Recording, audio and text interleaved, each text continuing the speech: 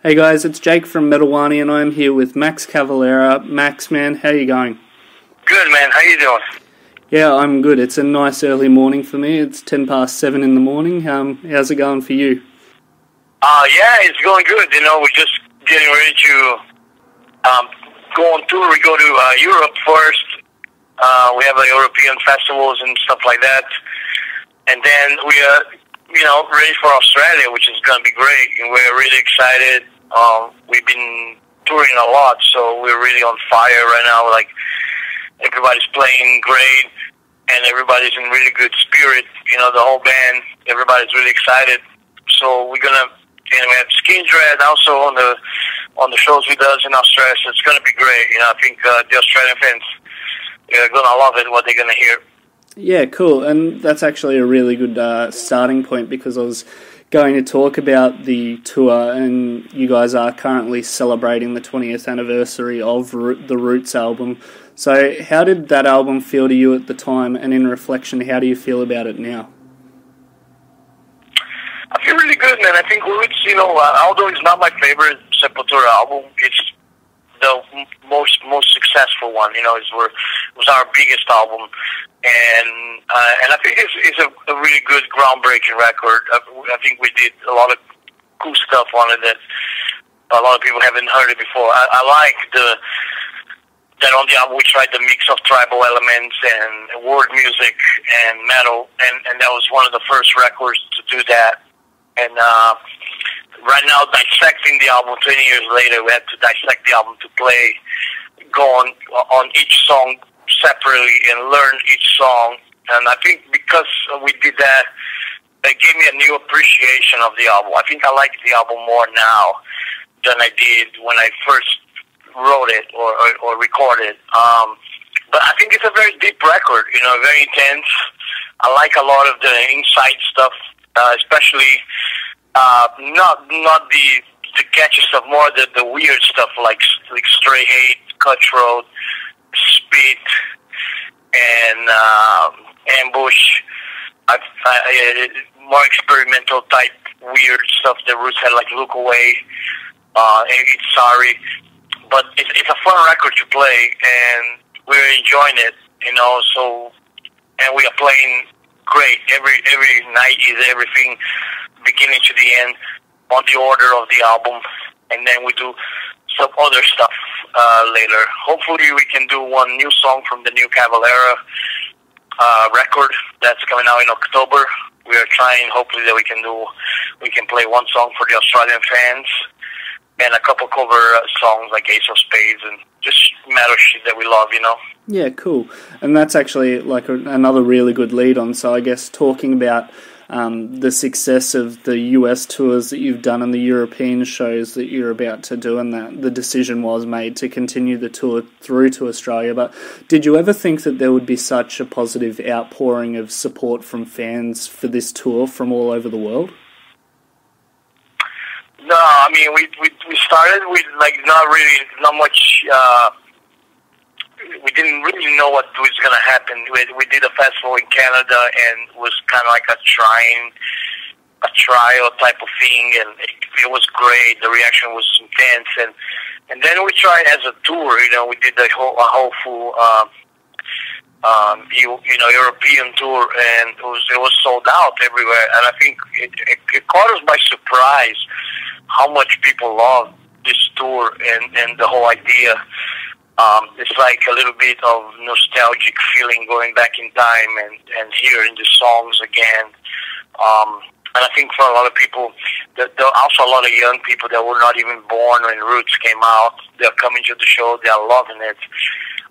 So yeah, I think we're all surprised and very happy with the amount of people that went to the shows, and I think that's why we decided to continue. It was only supposed to be last year, because last year was the 20 years. Right now it's 21 years of the Roots, but it was so good. We decided we shouldn't stop. It's going just great, and people are loving it, and there's more places to play. So we decided to continue. So we're going to go on all the way to the end of the year, so it's great. I love the fact that really a lot of people really like this idea. Yeah, nice. And you did mention before that you are being joined by Skindred on the Australian leg of the tour, so how excited are you to be pairing up with such an energetic band for these shows? Yeah, Skindred is going to be great. You know, I think it's, and I hope they have some local bands as well on all the Australian shows. Because I like to give the chance to also upcoming new bands to play with us. We did that all over Europe and America. A lot of the places had, you know, local bands opening the shows, and then, you know, the bands that were lined up. And in this case, it's Skindred. But I love Skindred. You know, I love Benji.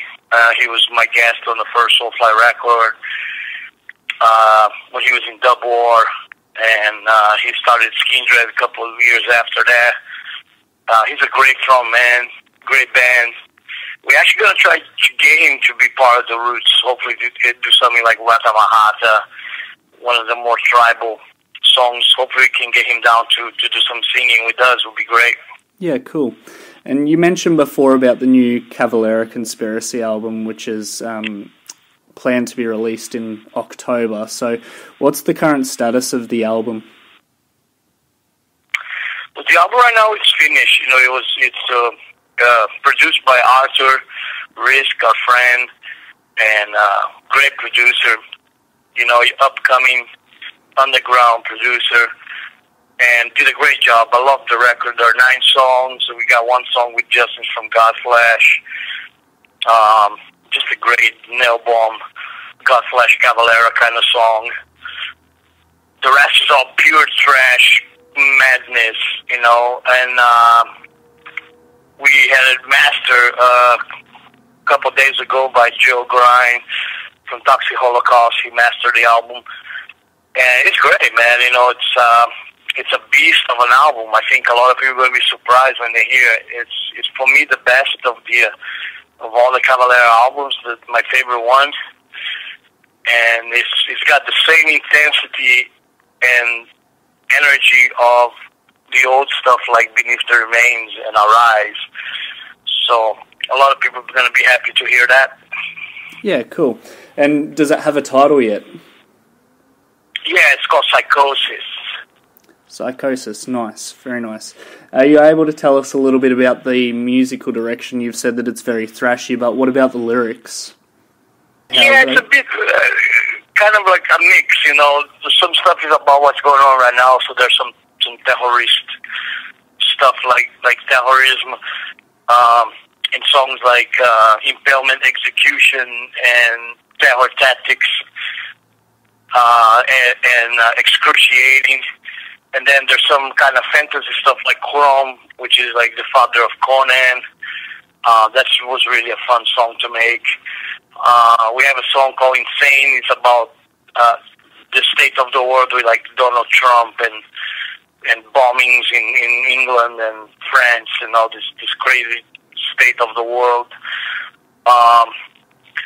And then, of course, there's an instrumental called Psychosis, which is the name of the album, which I think is cool because I think it also reflects the state of mankind right now, the state of the world right now is pretty much psycho. You know, we're living in a psycho age with madness everywhere we go, you know. So I think it's the Godflesh song is called Hellfire. It's about drones.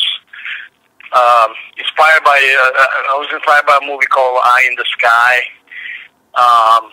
and a movie called Good Kill, which is about drones and how they, you know, people just sit in an air-conditioned office in Nevada and bomb people in Afghanistan and, you know, Pakistan and shit, like with those crazy drones, you know. So it was it was a really cool song built around that, and I really love Justin from Godflesh vocals. He sings more on the line of the street cleaner vocals from the early Godflesh. Yep. So that came out really nice. Nice, very nice. So I guess one more question on the new album, but given that you guys have been playing with a lot of your tribal elements and that with the current Roots tour, will any of those creep in on the album, or is it just straight up in your face? Yeah, I think there's one song called the Psychosis song is very tribal. I mean, some of the recordings were done with Igor in Uganda, in Africa. Igor went there for kind of a thing he did with his wife. It was like helping people from Uganda, like a humanitarian kind of thing, and he recorded a bunch of cool sounds when he was in Africa. So we created this kind of, almost like a voodoo, ambient kind of tribal, real tribal. It could have been on Roots. This song could be on the Roots album. It's got a really great build up with the drums, and then it has really real cool melodic guitars on it, almost like prog rock a little bit. So it's kind of like the one off song of the album that really is not like the rest of the record. But it's very cool, it's very tribal, and definitely influenced by Roots.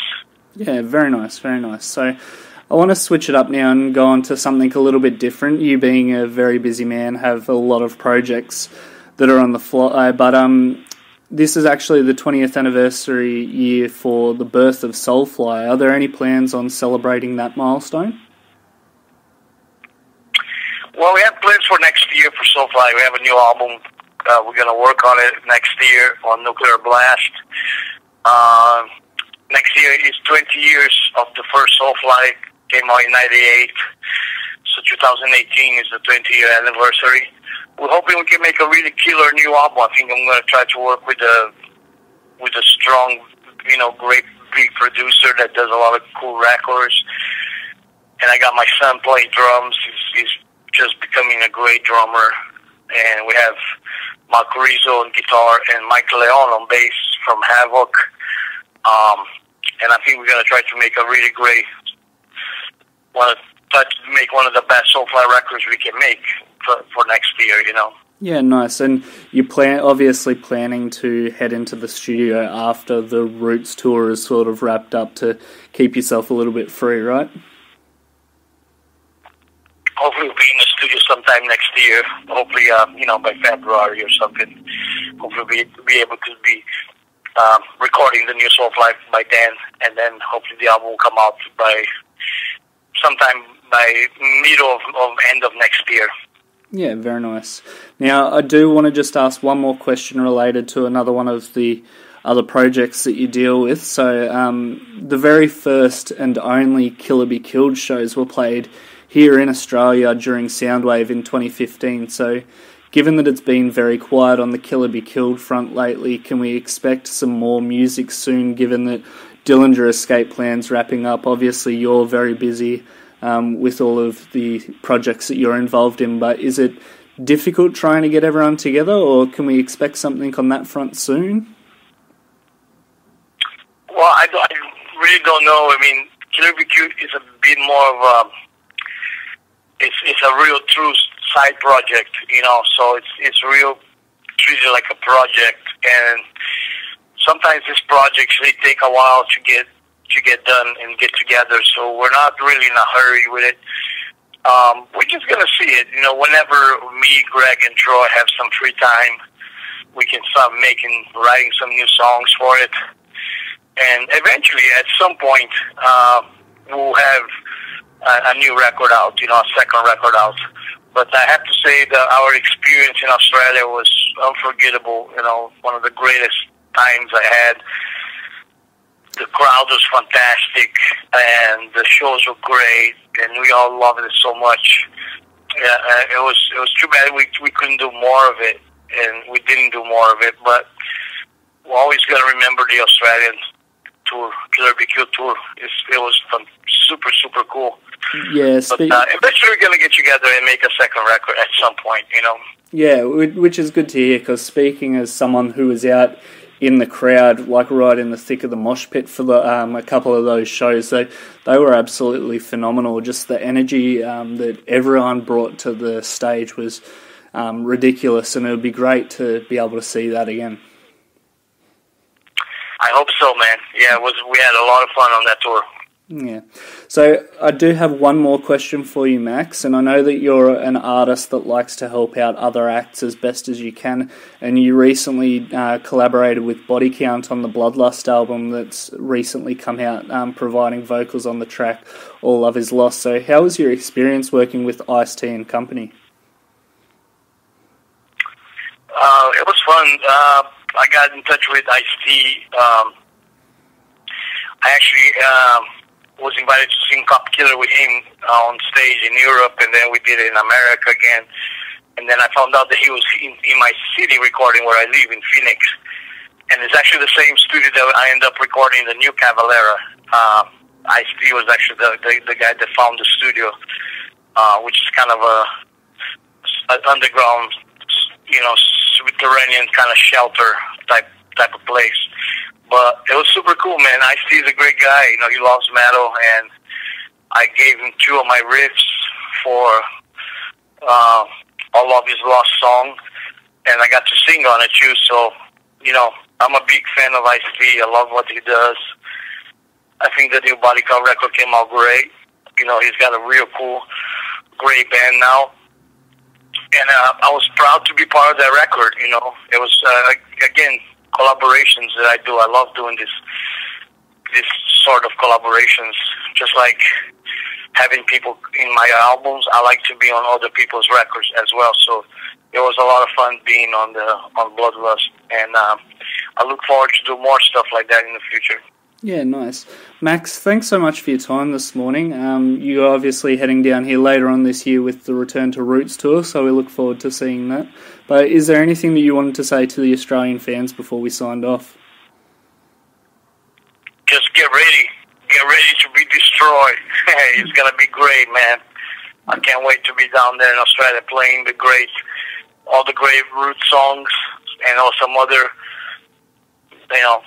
surprises for the fans. It's going to be awesome. If you call yourself a metalhead, you better be there. Wonderful. Max, once again, thanks so much for your time this morning. Take care, man. Thank you. You too. See ya.